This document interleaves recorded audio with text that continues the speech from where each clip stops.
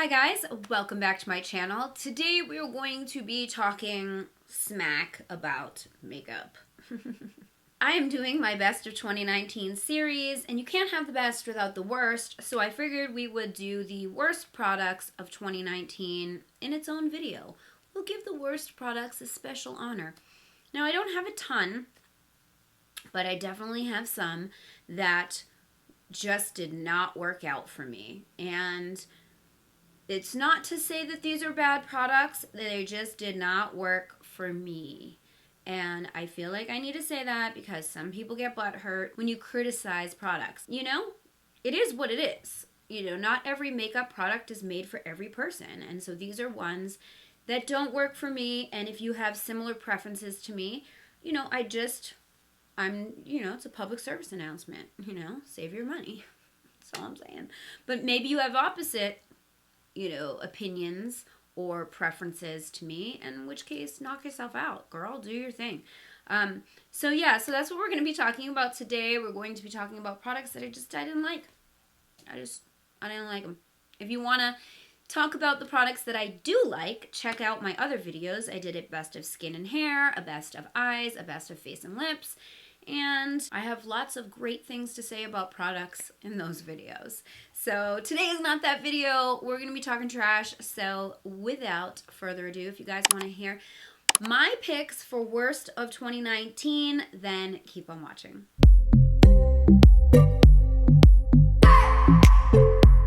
Alright, so most of these products that I'm going to talk about today, I decluttered the F out of them. Like, they are not here. I don't need that kind of negativity in my life. I moved in October and I decluttered, like I did a massive purge.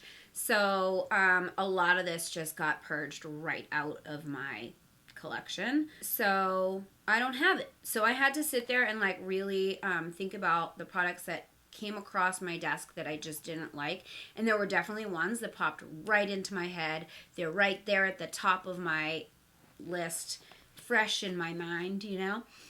So I'm just gonna go down the list in no particular order. This was a brainstorm. I just wrote them down, and I'm not gonna get into too muut detail. I'm just gonna touch upon, the product and maybe a few things about why it didn't work for me. So the first one was the Huda Nymph Body Glow. This is like not your mama's pantyhose body glow, body shimmer lotion. I'm gonna pop photos up here so that you guys can see the products I'm talking about. Really disappointed in this product, mostly because I wanted to love it so much, because I was so pumped for this when it came out. This type of product is right up my alley. I love it. I love to have that J-Lo body glow. You know what I mean? Like, I love that look. But there's two things I can't stand about body glows. One, if it transfers onto my clothing, hate that. Two, if it doesn't transfer on my clothing but is so dry it makes me look like I'm 85 years old. And this body glow is the second of the two. It doesn't transfer. I think it claims to be waterproof, but man, it was so dry. When I tell you, it made me have wrinkles that I don't have. Like, my skin looked like a shriveled raisin with glitter. And that's not the look I'm going for, Like, I want that hydrated, luminous, beautiful glow that doesn't transfer. Like, is that too much to ask for? But anyway, this was not it. This was a hot mess when I put it on. I tried so many times. I tried mixing it with stuff. I wanted this to work so bad. And not for nothing, it was pretty pricey at like $49, I believe. And I was like, no, hard pass. Next was the BH Cosmetics Daisy Marquez palette. This was a collaboration. When it first came out, I was like, oh my god, it's so pretty. The colors are so beautiful. But this is not a beginner-friendly palette. So let me just say that. It's pressed pigments, and they are very difficult to blend. You're going to be blending for the rest of your life. So if you're looking for something that's going to be a quicker situation, this palette wasn't it. And I don't consider myself a beginner by any means, but I'm also not a professional makeup artist. So, you know, it's blending is a little bit of a challenge for me, and you know, I definitely don't want something that's going to make it even more of a challenge, and this palette was definitely a challenge. It was a challenge. And you know, I took that challenge on. I think it took me twice to film the video to create a look I actually liked. And the second look that I created, I loved. It's one of my favorite looks that I created last year, actually. But it's because I took on that challenge, you know what I mean? Like, I knew what I was getting into. I was like, all right, pigments, I see you. And I, like, dedicated the time, like, to blend for 2 hours, you know, and then I loved the look. But that's not what I want out of an eyeshadow palette. There's a time and a place for that, but it's not often that I want that, you know? And so that's why I didn't love the palette, because it was going to make me work for it, and I just didn't want to, you know? The next product is the Touch and Soul primer. What was it called? The No More Pores, Poreless, Pore something. It was like a pore minimizing primer. No, it wasn't. No, it wasn't. They played me.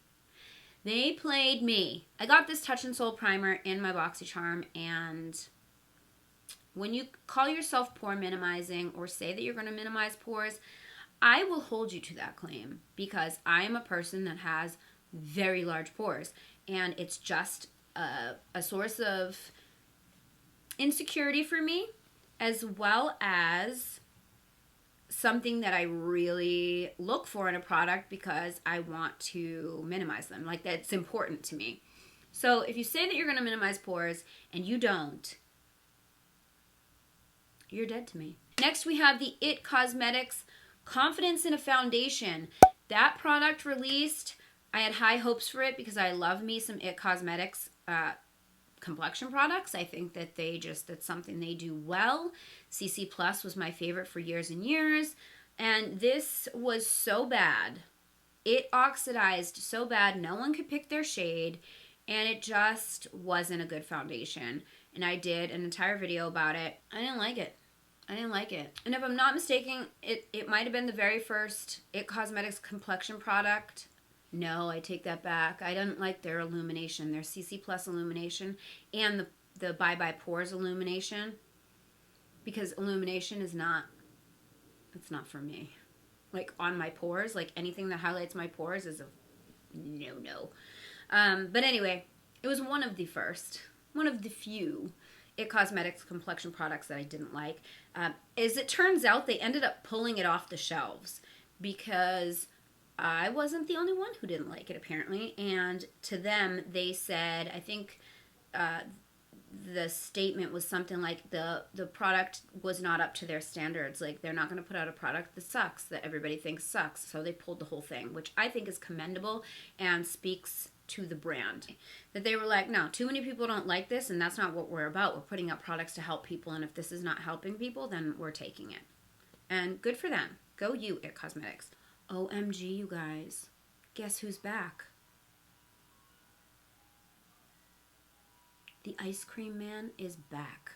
January 8th. Why? Okay, so the next product on the list was from Fenty Beauty, and it was their Pro Filter Hydrating Foundation. Now, this is another product that I had my hopes really high for, and I was just disappointed. And sometimes that makes it worse. It's like, if a product comes out and, you know, you stumble upon it accidentally and you try it and you don't like it, like, whatever. But when a product comes out and you are, like, pumped for it, and then you try it and then it lets you down, I feel like the blow is a little bit more severe. You know what I mean? So this was one of those products for me. The Pro Filter foundation, the normal one, is one of my absolute favorite of all time foundations. Like, I love it so much. So I thought I was going to like the hydrating one, because, like, I think the biggest issue for most people with the original was that it was drying, I didn't have that issue. It wasn't super drying for me. I can see why people would, with super dry skin wouldn't like it, but I just didn't personally have any issues with it, even though like I tend to lean drier. I'm normal, but to dry, But I was able to use it just fine. But I still was kind of excited for the hydrating because who doesn't want luminous skin, right? But man, this foundation did not do it for me. It did not last on my skin at all. It broke down and just, it didn't look as good on me as the original one, and it definitely didn't last the same. It just, I don't know, it just let me down, man. It just didn't look good on me at all. And I'm fairly certain I did a review. I think I did a wear test. So if you're interested in knowing, the details, I don't really remember them specifically. And I didn't rewatch the video, mostly because I'm a bad YouTuber. No, because I'm trying to do all of these videos, and because I got sick, like I'm behind, and I wanted these out before New Year's, so I'm just trying to get through them. But you can watch that video if you want to hear details on exactly why I didn't like it. But ultimately, it did break up on me. It didn't last very long, and it didn't look good on my skin. Like, if I'm going to put a foundation on, like, I want my skin to look beautiful, and that it just didn't. I feel like maybe it did in the beginning, and then it just deteriorated. Next up on the list is the BH Opalescent palette. I just didn't like this palette because it's not for me. There's nothing wrong with the formula. There's nothing wrong with this palette other than I'm not drawn to the color story. That's it. That's the only thing wrong with it, is just it doesn't get me excited. Like, I look at it and I want to take a nap, I know a lot of you guys were like pumped for that one, and that's cool. And again, like, that's a to each his own thing, like not everybody's going to be into everything. Like, somebody who likes neutrals is not going to, want to go buy the ABH Riviera palette. Well, apparently I filled my SD card, so my camera shut off, so I don't know where that happened. But basically, the Opalescent palette was on my list because I wasn't into the color story. That's the only reason. Okay, moving on. The next product is the Pure Cosmetics Barbie collaboration eyeshadow palette. I did review this collection. I did go to their launch party. And I had really high hopes. Another product that let me down because my expectations, when I saw it, I was like, eyes popping out of my head. It looked so beautiful. I was so excited about it. I did a look. I liked the look. My biggest problem with this palette is that the shadow didn't stay on my eyelids. And it's a pet peeve of mine when I put on eyeshadow and it ends up all over my face instead of, staying put on my eyelids. And that's what this palette did. It ended up all over my face. And I was like, why? Why am I going to bother? You put in all that work to put on your eyeshadow, and then it ends up on your base that you put in all this work to blend, and no. Just no. The packaging was gorgeous. The lipstick in the collection, gorgeous. The collection had some beautiful products. It's just that eyeshadow palette was kind of a little bit of a letdown. The worst foundation of the year award definitely goes to Kevyn Aucoin for their foundation bomb. Another product that I was like, oh, this is going to be great. I saw some reviews on it. I was excited to get it. And man, that was on the level of like the Marc Jacobs Shameless foundation. Another one that I was so excited for, but ended up turning out to be like a disaster. This foundation bomb was so bad. It looked so heavy and so cakey on my skin. It looked like I had a layer of spackle on my skin. I reviewed it. I used the brush. I tried it with a sponge. I tried using a little product. I tried to use a lot of product. I tried everything possible to make this foundation work for me, and I couldn't get it to work. Now, Mel Thompson reviewed it, and she had a completely different experience. She loved it. She thought the coverage was great. I mean, the coverage was great. I will give it that. Like, when I first put it on, I was like, ooh, this coverage, though. But it didn't look right at all on me. It looked like I had 10 layers of cake, honestly. It was so cake facey, you know? And I just am not about that life. Like, I just don't want to look like cake face, you know?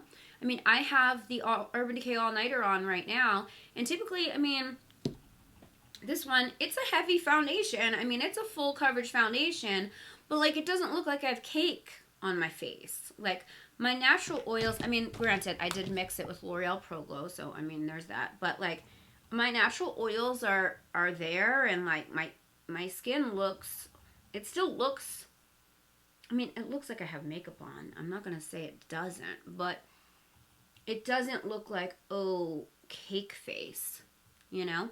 The balm looked like cake face. And last, but certainly not least, of the worst of 2019 goes to the Urban Decay Lip Chemistry, I don't even know what it was called. The Urban Decay Vice Lip Chemistry Lip Stain. So the idea of this was that it was like a gloss or a stain that changed colors based on your body chemistry. So you put it on and it changes color. But it has shades, okay?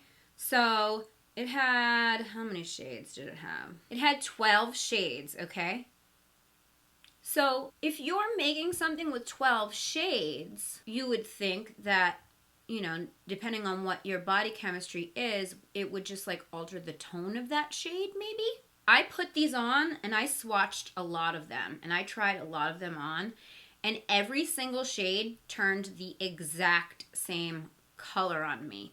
I would use a baby pink, it would turn rusty shit brown. I would use a red, it would turn rusty shit brown. I used the nude, it turned rusty shit brown. I don't know why. And I don't want rusty shit brown lipstick, you know? But also, I just don't understand why, like, they had all these colors, because it's changing to your body chemistry and it changes to the same color. So why do you have shades? You know? Like, I don't know. I hated the color that it turned on me the day that I tried them.